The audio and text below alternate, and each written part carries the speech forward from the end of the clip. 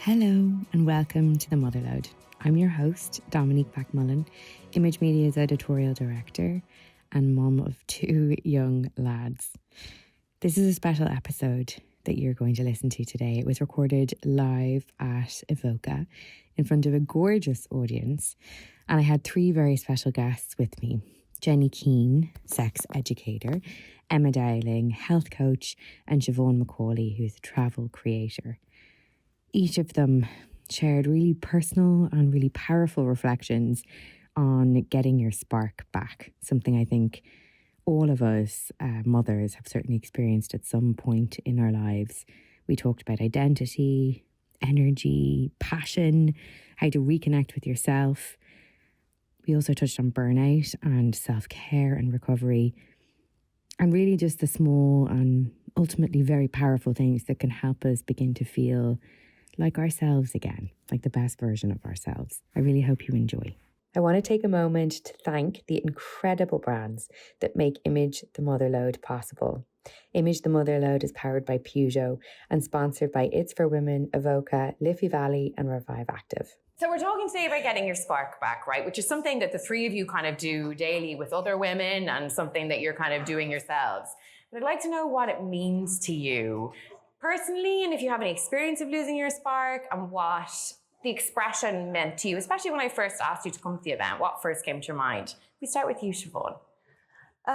So I suppose losing your spark, like you said when you earlier, is that I find in motherhood you lose your spark, you redefine yourself, you find it again. Yeah. It is really a journey. There's no, it's not all constant, and there's so many parts of motherhood and the journey that makes you, that even defines the word spark, what the spark, what spark means to you. Yeah. I feel like when I first became a mother, which was 10 years ago, my definition of finding my spark was almost, it's totally different to what it is now. I was a lot, back then was like chasing the version I used to be before becoming a mother. I thought that's what my spark would be, remembering who I was before. Whereas now, 10 years on, I don't chase the person I used to be before motherhood. I chase what makes me feel whole each day. So small little steps, what I feel like is going to make me feel better today, I choose that. Yeah, I go towards that. I love that. And you're right, because it changes, right? Yeah. What makes you changes like monthly for me. Yeah. What gets me out of bed. Exactly. Emma, what about you? I loved what you said when we started about losing your spark numerous times, and I really feel that. I suppose the one time that I seriously kind of lost myself in motherhood was a few months after having my twins.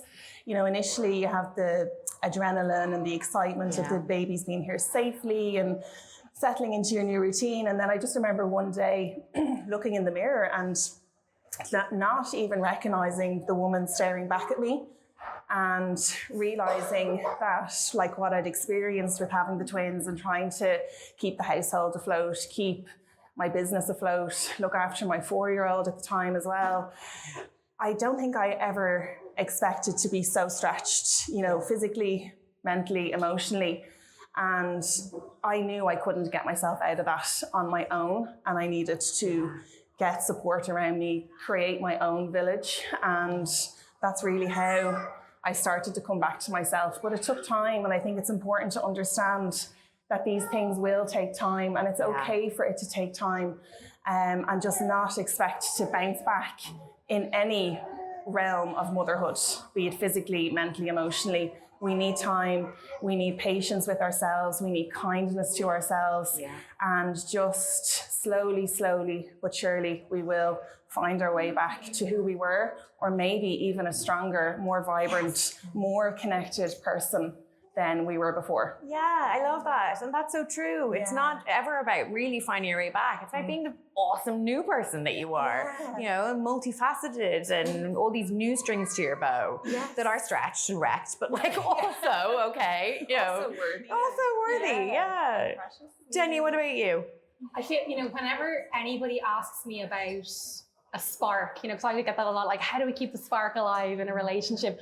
I'm always like, what about the whole goddamn fire, you know? Yes! And because for me, it's not so much about, you know, like looking at trying to reignite like singular flickers, right? But really looking at like, how can we tend to the fire that is the fuel of our life, you know? Yes. And when you think about what a fire needs, right? It needs care, it needs attention, and it also needs steady resources, right? Yeah. And so when I think about those resources, like I think that for me, it's really looking at wellness practices as being those resources, being the kind of kindling, the wood, the oxygen, and when I say wellness, you know, like a lot of people have talked about it already, but for me, wellness isn't a state of like getting back to feeling good, right? Like for me, wellness is really about not a destination, but this moving thing. So it's about looking at like a moving state. So it's like looking at swinging from connection to disconnection, back to connection again, swinging from joy to sorrow, from overwhelm and exhaustion back to energy again. Yeah. And for me, that movement, right, like that swing is what keeps the fire alive.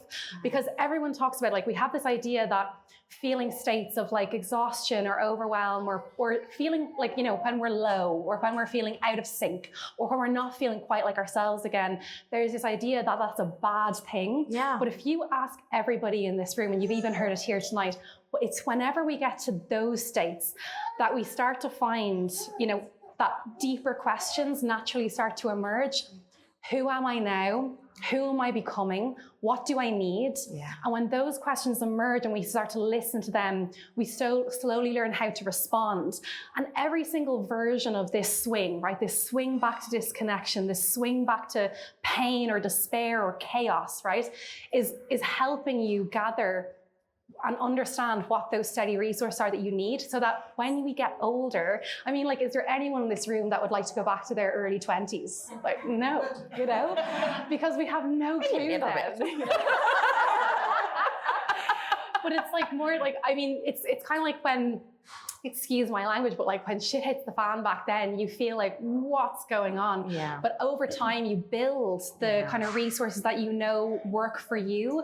And for me, when we talk about getting the spark back, it looks like not learning to demonize that feeling of disconnection or be fearful of it, but instead look at it as, oh, this is a journey, right? Yeah. One that I'm swinging to. And when you can start to look at it like that, it becomes a place like where you're disconnected, that you feel like, oh, like I'm going to learn something new about myself now. What am I going to discover along this path now?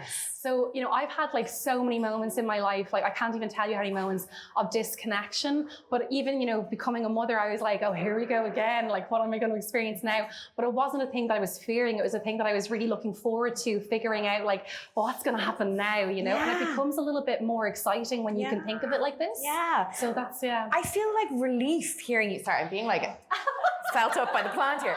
I feel like a relief when I hear you say that, though, because I think like we're always wrecked, right? We're wrecked and we're trying to struggle and we're getting through, and then we have days that are great.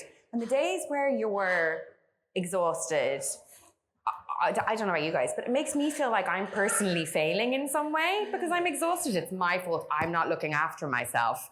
You know, whereas actually to think about it as a natural thing that is going to happen and that you're learning from it and that you're building with all of those experiences is amazing. It's like, oh, I'm exhausted. Amazing. Another coin in my learning box, you know?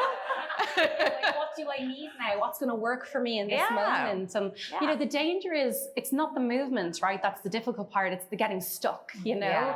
And like, that's why when people do experience, and when we have those moments where we experience, you know, those states of feeling low, those states of feeling out of sync, that's why a lot of people, like, especially in my background in somatic therapy, it's all about like telling people like, what can you do to move your body? It really small, gentle ways. You know, if you are just out of surgery, you're just after having a baby, you have a newborn, like that looks like lying on the ground or lying in the bed when they're asleep and feeling the movement of your breath. And when you start to attune to the movement that's happening, and even just like really small movements that you can do during the day, that helps you to slowly start to become unstuck and initiate that swing back, you know? Which brings me perfectly to Emma, who, I mean, you were working with women moving all the time. And tell me how important, because you've worked with hundreds of women, how important movement and strength and well-being is for women to help them find themselves?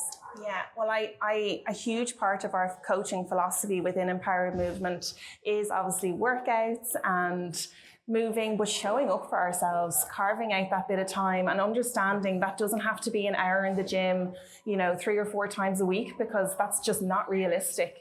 What can we do? Can we move for 10 minutes? Can we do our breath work, at any point during the day? Start small and then build on that.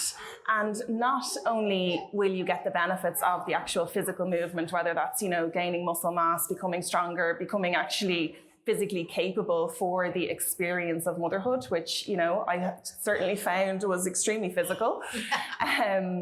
But it gives us mental clarity. It helps that fog to lift within our community and Empowered Movement. It's the feeling of togetherness, the feeling of I am not alone.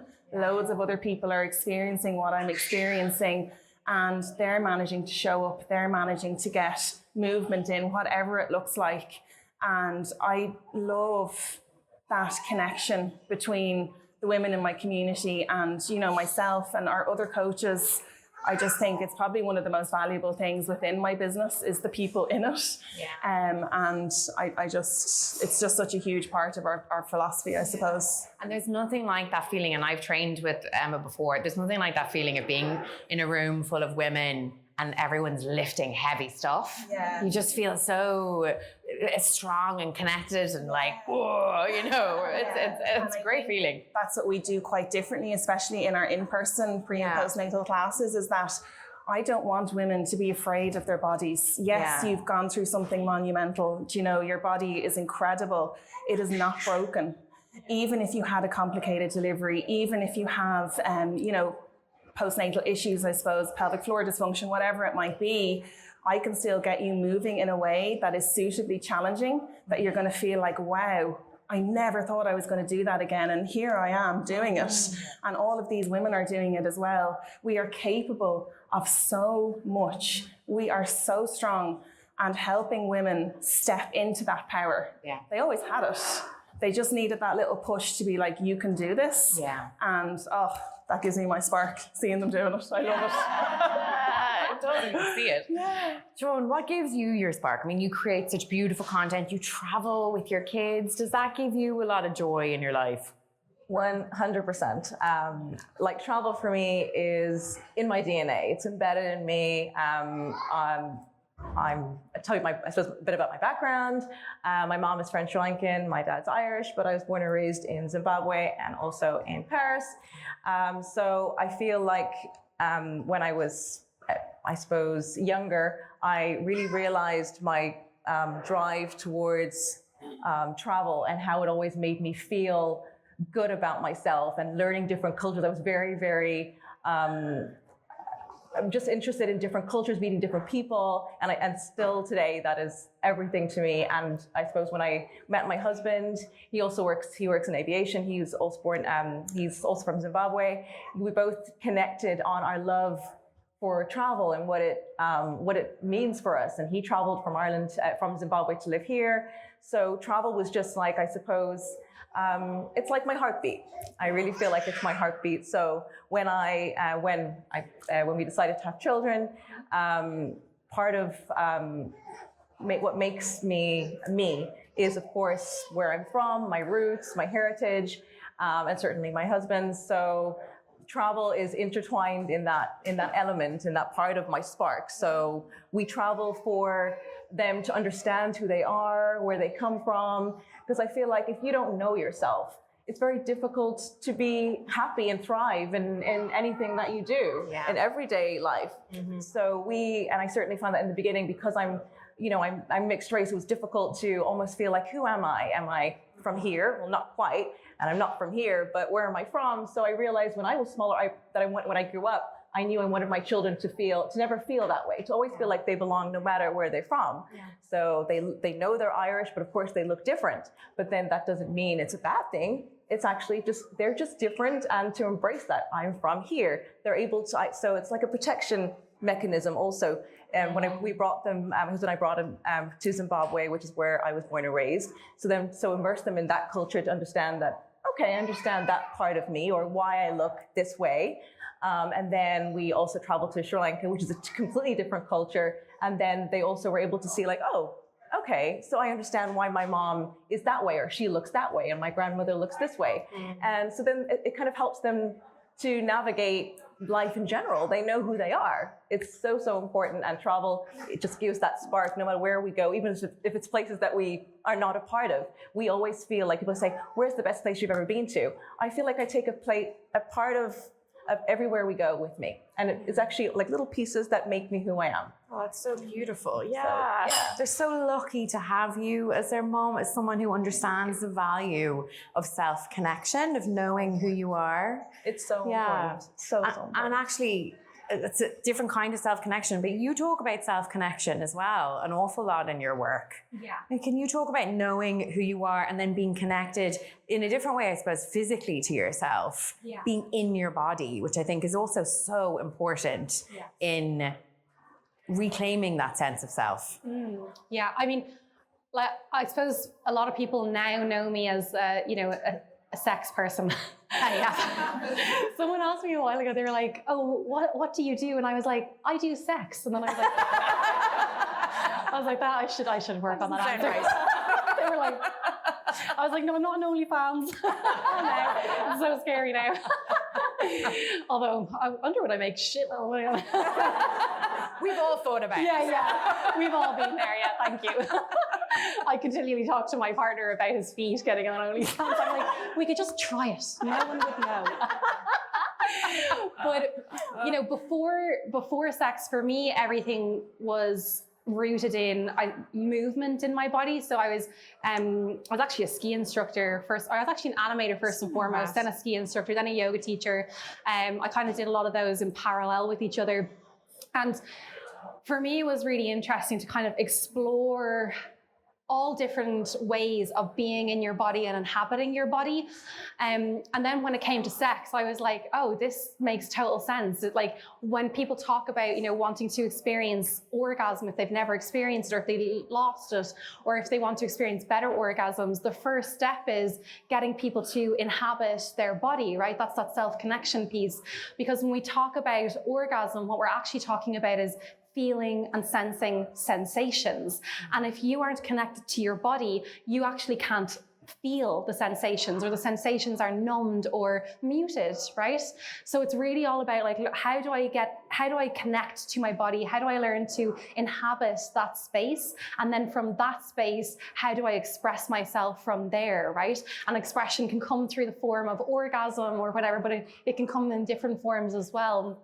And I think, when we talk about sensing sensation, one of the steps that I always say to people right at the very beginning is if you feel, I suppose, separated from those sensations, it's coming back to the basics, drink when you feel thirsty, pee when you need to pee. Like, look at the fact that, most of us, when our body gives us these signals and sensations, right, we often ignore them or we override them and we're like, oh, now's not a good time to pee. I'll pee at 11:15 when it's my lunch break, And oftentimes, how many people will tell you, one of the first, when people talk about squirting orgasms, the first thing I would say is are you hydrated, right?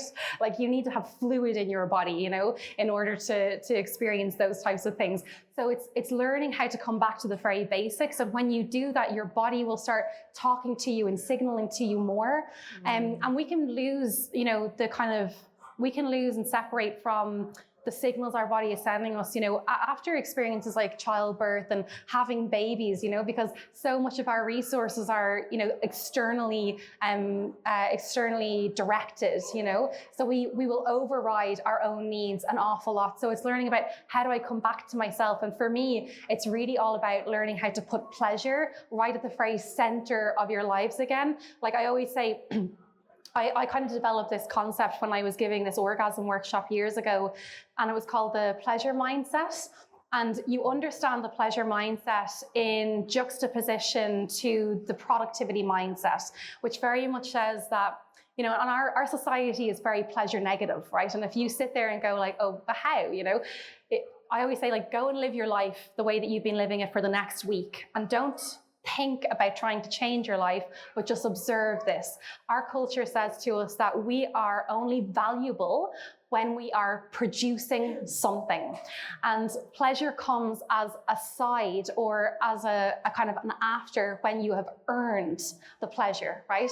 So it looks like, you've worked for 5 long, hard days. Now you get a 2-day weekend. Go and enjoy that, Like, are you enjoying it, or are you on the ground trying to recover so that you can then handle the next 5 days again, right? So that's that pleasure negative culture where it says to you that, you can eat that scone, right? But only if you've done your exercises, or you've gone to the gym, or you've done this. And my God, if you haven't gone to the gym, when you eat that scone, I'm going to make sure that you're beating yourself up about it, right?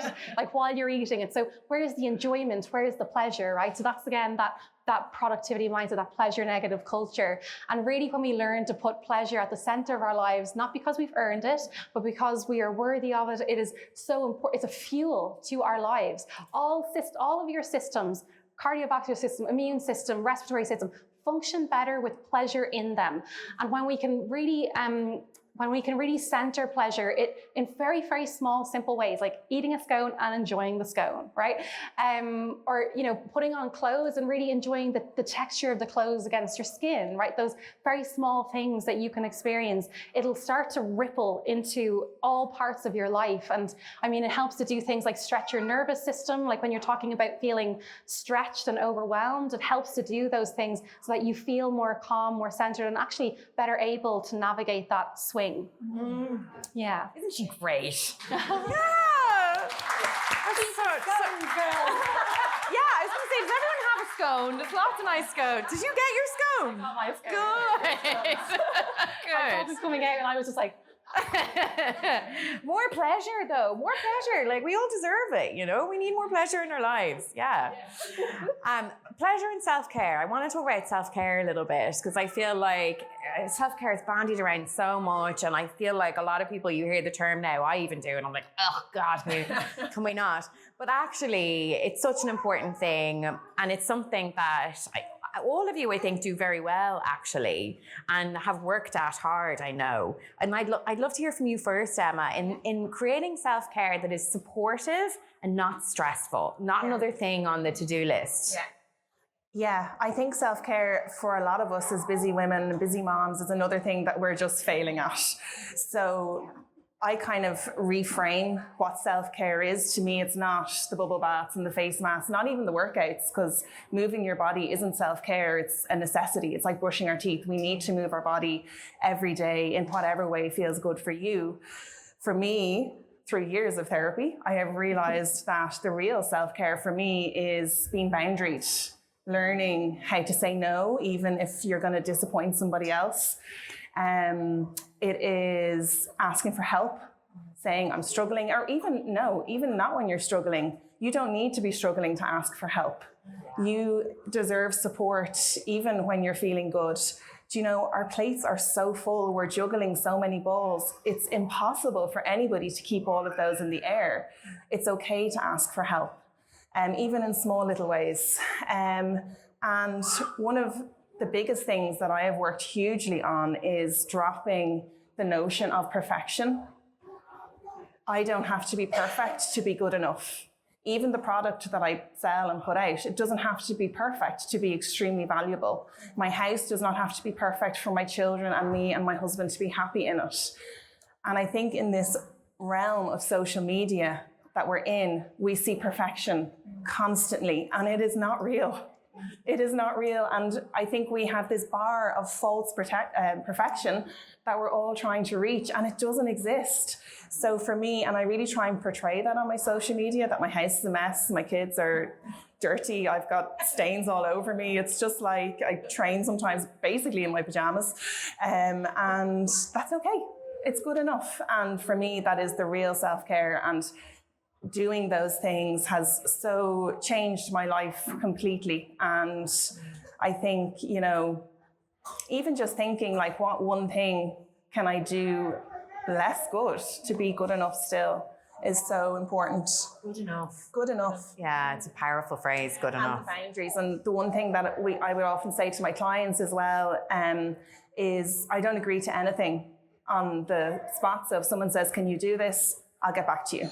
Even if I'm like, yes, I'd love to do that, I'm like, I'll get back to you, because I get very excited about things. So I need to go look at my diary, look at my schedule, and be like, I get back to you if I've agreed to do something. And then when it comes around and I'm like, oh, I just don't have the capacity for this, it's okay to be like, I'm really sorry to let you down. I'm not coming up with some big feckin' crazy excuse as to why I can't do it.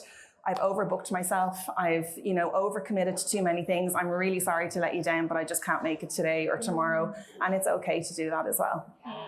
I love that I'll get back to you, because I get overexcited and say yes to everything as well. Nice to take 5 minutes to actually think about whether you can do something. Look at your schedule and be like, do I have the capacity for this? Yeah. What about you, Siobhán? Self-care must mean something a little different to you. You've talked about burnout recently and some healthcare issues too. Yes. So firstly, I definitely resonate with what you're saying, Emma, and just literally setting the boundaries and not being the yes woman. I get so excited, and I was that person that would just say yes to everything. I'd be like, yes, I want that job. I was striving. What I used to do was striving to be what I thought was perfection. I wanted to be have all the work, be the perfect mother, perfect wife. I want to look great. And the reality of it is you can never be 100% of one thing, of everything at the same time. Yeah. And I had to what made me really see that for exactly how it is was, unfortunately, I ended up in hospital nearly 2 years ago now. I was so delirious to the point that it was 11 days after my whole body was feeling out of sync, and I just kept thinking, you know what, doesn't matter, I'm fine. I'm still going to be the mom, making sure, ironically, that my kids are taking their vitamins and they're all healthy, and I'm literally dying. I'm like, it's fine, they're okay, my family's okay, and I'm saying yes to the jobs, and I'm taking all this, and I'm like, yes, I'm doing it, and I'm thriving. And then when I actually got to see the GP, my husband literally had to force me, because he was like, this is ridiculous, you are not well. And so I went to the GP, and I was so delirious that it was only after reading her report, which sent me to the A&E, which was I couldn't even breathe. I had gone up 4 steps, and I actually physically wasn't breathing. My right lung had collapsed. I had pneumonia. And I'm someone who was very fit growing up. I don't drink alcohol. I was someone who was very fit. But if you burn out and you do far too much than you're physically capable to do, and as mothers, we feel like there's guilt if we don't do everything, we don't have it all together. You want to be the strength of your family. So like that, I feel like when I wasn't admitting I was sick was because I didn't want to feel like I was failing. I didn't want to feel like I was failing my kids, my husband, and myself, actually. It was myself that I was actually lying to.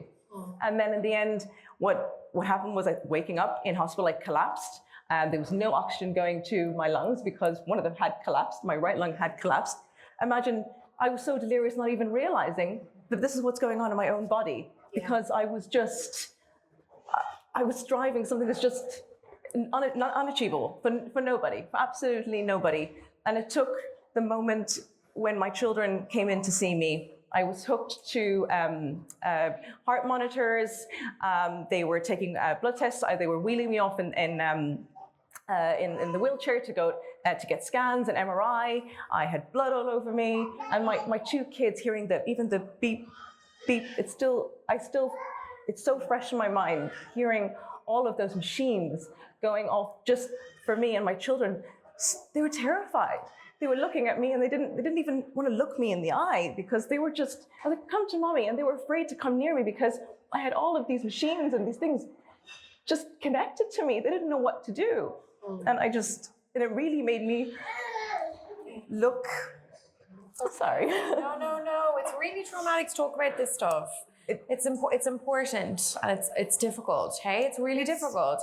And you've learned, I know, so much from that experience. And to see you go from that and now know what you need to do to look after yourself, and you do it so beautifully. Thank you. You do it so beautifully. And they're kids, for 2 boys. You should see them. They're the most beautiful, gorgeous little lads I've ever seen in my life. And you have the most beautiful life with them. You learned so much, hey? I know I have. Thank you so much for saying that. And sorry, but it's a lot. It's a lot. We've all been there. Hey? Well, we haven't all been there, but yeah, no. We've all been in situations where we, I think, have pushed ourselves too far. And, you know, it's not our fault. It's not our fault. We're living in structures that make life really bloody difficult for us, okay? And it's not our fault. Yeah, and I think, you know, now, even though I am upset about it, it's not that I'm upset and in disappointment. It's actually now that I'm relieved. The tears are not of pain or of sadness. Yeah. It's actually I'm in a way glad that happened to me, because it really forced me in the most positive way to look at my life, to really reevaluate what matters, what truly matters. Yeah. Cut through all the other noise and everything else that, you know, the world tells you, society tells you is important. Yeah. I stripped it all down, and I found myself. I found exactly what is important for me, and that means the boundaries, setting the boundaries. I say no. And if I drop the kids to school and I'm still feeling tired, I will go back into bed and I will actually rest. And I'm like, I allow that for me to do that. I'm like, I need it, and therefore I am going to rest. Yeah. And then I will pick up my kids. I'll feel better, and I'll make the dinner. It may be later. Fine. That's okay. Yeah. That's okay. I would have thought it'd be so revolutionary just to go back to bed for an hour. But it is. It is. Yeah. It totally is. Yeah. And then even something as small as just calling up a friend, being with adults. Yeah. Being with, so much. Oh my God. Yeah. There's something so simple. You can just, anything that makes you feel good, endorphins. Yeah. Anything that makes you feel good. If that's being around your friend that can make you laugh about the most ridiculous things. Yeah. And you just you're it's like almost an escapism. I'm not saying you need to escape in order to feel happy, but it's just being more intentional about knowing what gives you joy. And if that's sitting down and meeting a friend for a quick coffee, and then they're making you laugh, and you just come back and you feel yourself again. So you've got the energy to be like, I can be the mother, because I am my cup. Sorry, I'm losing my English. Was so empty, so I couldn't be the mother I wanted to be, the person I wanted to be, the friend I wanted to be. So I always I'm so much more intentional and mindful of that. Mm-hmm. If my cup is not full, I cannot give anything to anybody. Yeah. So So the tears were not of sadness. It was actually just of, I remember who I was and who I'm not today. Thank you for sharing that with us. That's really powerful stuff. Yeah. Thank you. You're amazing. I think the power of community that you touched on there is really, really important. And like, you know, community, what do I mean? Like actually just spending some time with one of your friends, spending time with people in spaces like this, like going outside your house and going to the local cafe and like having a relationship with your barista. Like, not, like, I mean, you look at Jenny, I'm like, not like that. Don't go to my local cafe. But actually just getting outside, because we all spend so much bloody time on social media and it's not good for your head. Like getting outside and being with people, it's amazing. It's such a simple thing, but it makes you feel much better. Yeah. As a mum, the reality is you spend an awful lot of time in the car, whether with work or with the kids or juggling a combination of both. The Image Mums and I recently test drove the Peugeot 3008 and 5008, and we were genuinely so impressed. They are spacious, big enough for school gear and sports bags and buggies, and they are full of really innovative tech too. The 3008 SUV is the perfect combination of style and practicality, and the 5008 has 7 seats if you need them. When you've got babies or toddlers or teens or anything in between, Peugeot really does have your back. When you have a busy life, you need a car that keeps up, and Peugeot gets it. I would love to talk about now we've talked about how you all kind of ignite your own passions and the things that you're all passionate about. And I would love to talk about things that you're passionate about with other people, your relationship. If you're in a relationship, it's the one thing that you do talk about a lot, getting your spark back in your relationship. I mean, I think as mums, often that can fall to the bottom of the very long list. Spending time with your partner and any kind of intimacy. When you're exhausted at the end of a long day, it's not what you want to do. Yes. what are your kind of tips for getting that back into your life? Like, we had an interesting conversation a while ago about scheduling date nights and all of that. You had great stuff to say on that. Yeah, I have a lot of tips for this. There's a couple, I do have a lot of tips to talk about when it comes to this, but there's a couple of really basic things that are really helpful for everybody, regardless of where you're at in your life in terms of if your kids are young, if they're a little bit older, and they're really, it's really transversable across all relationships. So the first thing that I would always say when it comes to getting your spark back with a partner is looking at making sex a priority. Now, before everyone's like, I'm exhausted, and now she's telling me to make sex a priority. It doesn't look like having sex, right? But it definitely looks like making the conversation about sex a priority. There's this really interesting study done by the Gottman Institute. They took couples who were 45 years plus, and they basically split them into two groups. And they basically said, right, you group are sexually satisfied. This group isn't. What are the ingredients for the couples that are sexually satisfied in the long term? And the first thing was that there was an element of trust and friendship within the relationship. The second one was that sex was a priority, okay?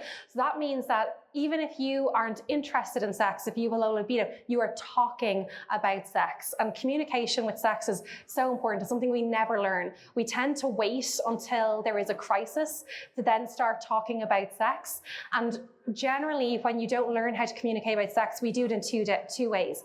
We will either blame or we will shame, right? So if there's some kind of issue, we're either saying, oh, there's something wrong with me, this is why we're having an issue with sex, or there's something wrong with them, this is why we're having an issue. So it's learning how to come to the middle ground. When you have a conversation about sex, you're actually keeping your sexual spark going, right? So that sexual energy is maintained. Now, one of the things that can be difficult for couples to do is, let's say the conversation about sex has never happened within your relationship. You're like, where do I even start with this? The first thing that I would say is try to not make it a big deal, for example, you could come home from this event and say, oh, it was really interesting. There is a sex person.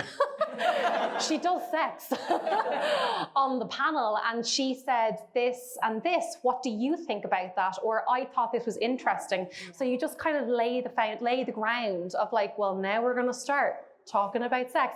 If they become a little bit oh God, she's talking about sex. That's okay. Some people are like, oh, my partner doesn't want to engage with me in this conversation. And I'm just yeah, because you've just discovered that you're okay with this.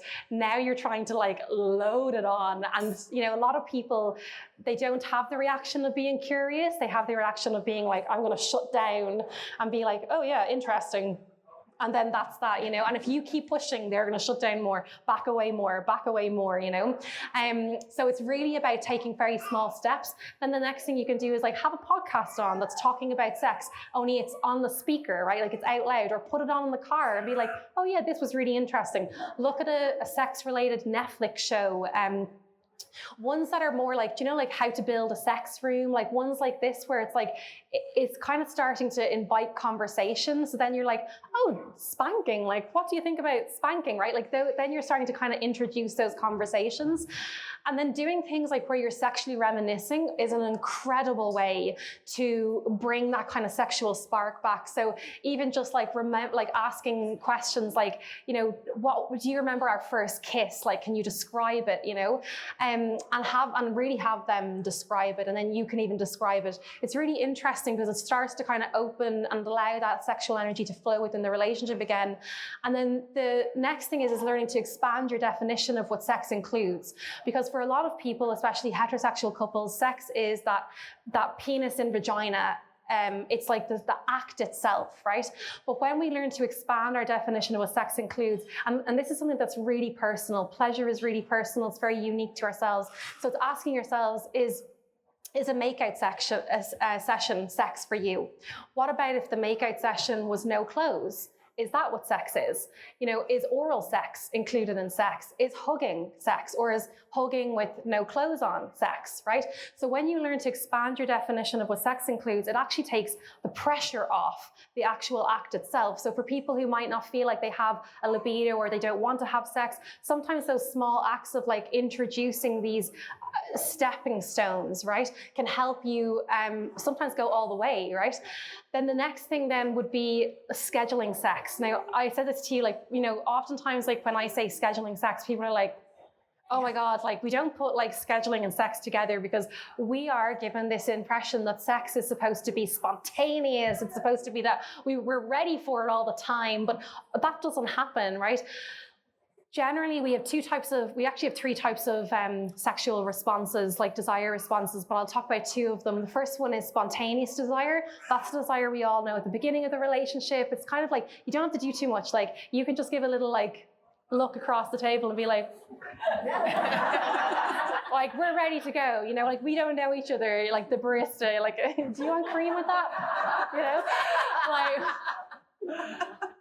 you know, like just like small things, you know, it could be like, you know, doing the dishes and like you turn around to your partner and you just give them a look, right? Like that's there in the beginning, you know, but oftentimes as we move into longer term relationships, we move from spontaneous desire to responsive desire. Responsive desire means that we need outside or external stimuli in order to get us going. So what I'm saying to you is that if you never ever feel like you want to have sex, that is completely normal. You have a responsive sexual desire. It means that something has to turn you on. So it means that, and there's different types of sexual like turn on triggers. I'll tell you one of them because it's my favorite one. It's an environmental turn on trigger. This means that the environment is really important. So it might look like clean bed sheets. It might look ironed bed sheets. You know, like when you go to a hotel room, everything's clean. You don't have that laundry chair in the corner that's like looking at you. Like, when are you going to put me on hangers, you know?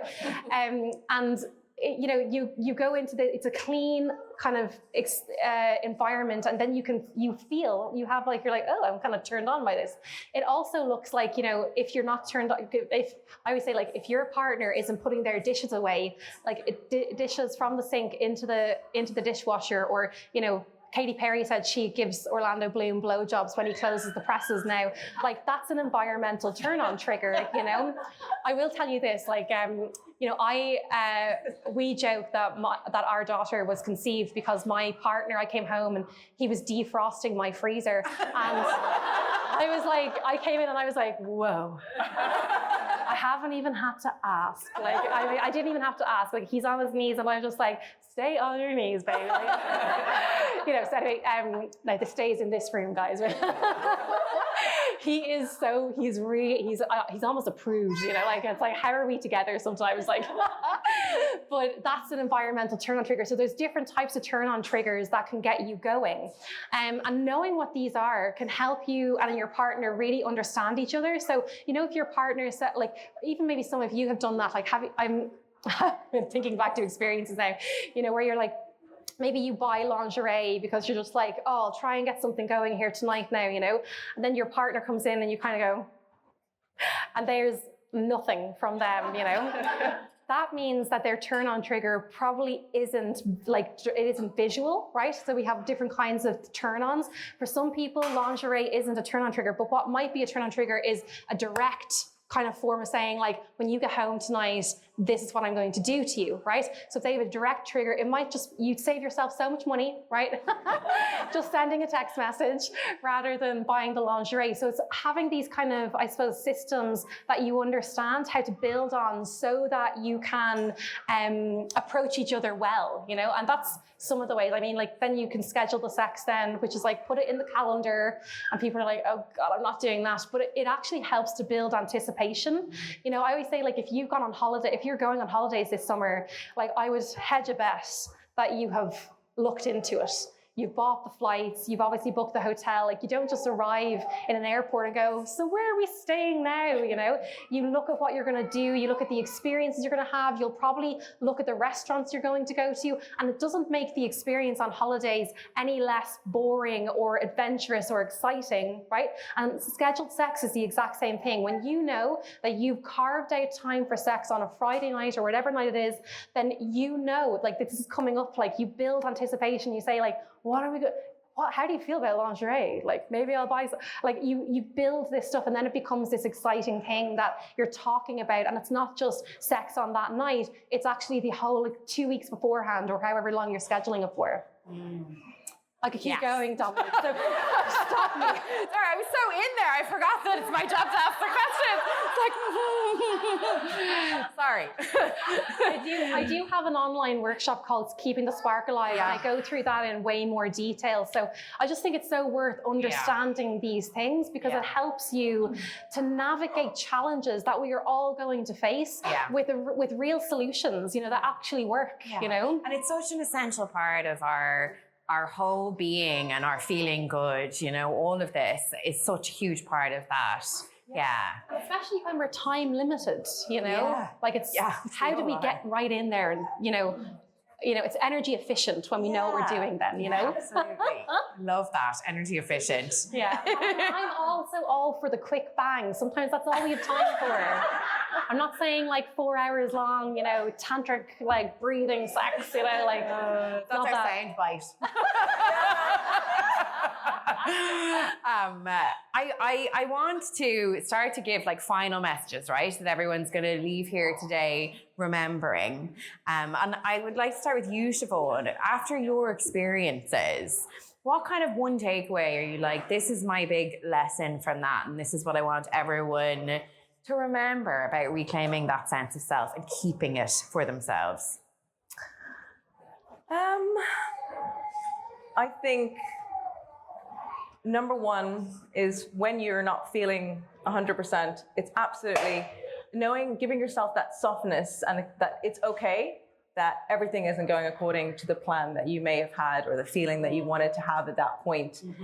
And then I suppose it's going back to the softness and the gentle, just be gentle on yourself. That you may think when you feel like something goes wrong in motherhood, you feel like you're in the trenches, you're exhausted, or whatever it may be, that our first I suppose response is often guilt, or I'm the only one that's going through this. It's mom guilt. It's, gosh, why is it me? Everyone else in the world seems to be, they've got it all together. If you can remind yourself that if we're not at the exact same point as you, we have all been through it, we go through the same things, and it's important to open up to another, to anyone else, even if it's someone you don't know, as in if it's not a friend that may not be a mother, just opening up about it. I feel like for me, I used to keep everything, I bottled everything up. And I felt like once I started sharing it, like when I spoke to you about, recently what was going on in my life, and I was like, I didn't realize my neighbor was going through the same thing. Other women are going through exactly what you're going through, or they understand it. Even if it's not them, my sister has gone through that. And then you just feel like, I'm not alone. And instead of drowning, you're actually, you feel that community lifts you. You are never alone. That is so, so important. You're never alone. And whatever, getting your spark back doesn't need to be grasping at very large things in life. It starts with the basics. It starts with the basics. So keep it as simple as, okay, I'm going to have that. As I said, getting back into bed for me was like, I gave myself permission, the word permission to, I needed rest. I allowed myself to say, okay, my body is feeling exhausted. I'm going to rest. And that's okay. Other mothers can be going on a jog and doing whatever else and cleaning the house. That's fine. What I feel that's right for me, what I need, it's looking what you need personally, individually, and doing that for you. Whatever that may be, from the basics to the larger things. That's my biggest advice. That's beautiful. It actually made me feel quite emotional. That's really, really beautiful. Sorry, I don't want to leave without you acknowledging your dress. Can you just tell us about your dress? I knew you were going to go there. It's so gorgeous. Tell us, you had it made. Yes, it was custom made for me, and beautiful. yeah, when I talk about the heritage aspect of self-worth or having that spark, feeling yourself, I've discovered that part of me, my Asian heritage. My mom is Sri Lankan, part Sri Lankan. That the first time I put on a lehenga, now Sri Lankans generally wear saris, and this is called a lehenga. This is what this is called. It just made me feel more like myself than anything I ever wore has. And that for me is permission to myself to say, okay, if this makes me feel good, I'm gonna wear it. Yeah. I feel, it gives me memories of what I feel is magic. I feel magic. So I just know I'm feeling good in myself, and whether other people may not understand what I'm wearing, I feel good. And that's my nod to myself saying, okay, I can rock this. I know why I'm wearing it. I feel beautiful in it. And it's self-connection. Yeah. It's everything. Wearing this makes me remind myself of part of who I am, big part of who I am, and all the memories, the joy that wearing this is associated or attached to my heritage or part of my heritage, and that's why I wear it. And in fact, the actual meaning behind this particular dress is actually when people chose to wear it to express their style and what that meant to them and their heritage in a place where where they were not looking this way. So I feel like when I walk into a room or when I'm wearing this, I feel like I'm expressing myself through what I feel is beautiful, what I'm connected to. What I'm rooted in. So beautiful. It's so beautiful, yeah. And Emma, any kind of final words that you want to leave everybody here today with? I suppose similar to what Siobhán said, that the little things are the big things. Doing the little things consistently are where you will get the results, be that like a fitness or whatever it is that you're working in.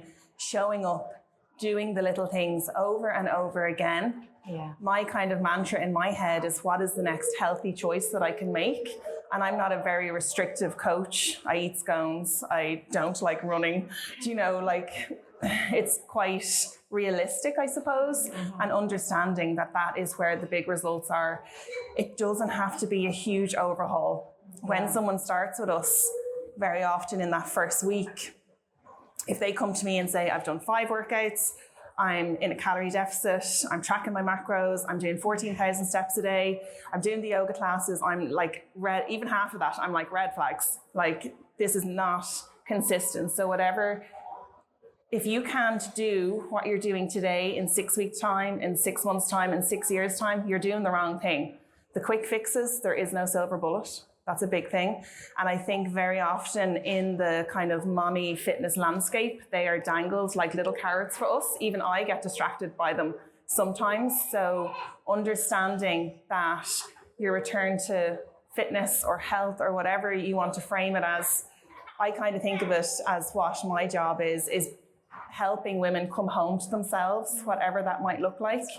When we're setting up our platform for our new clients that come on board, the first thing that I put into every single account is a yoga class with one of our yoga teachers, Leah, and it's called Coming Home to Ourselves. And I just really hope that sets the tone for, what that person's journey is going to be. And I'm sure some women are like, what the F is this doing in here? Because I'm here to bounce back and do all the things. And we're like, we will get you there if that's what you want. That's not necessarily what health and fitness has to look like, but we will do it in a very wholesome, kind, realistic way that is going to fill your cup rather than deplete it, because we are depleted. We are stressed. We are tired.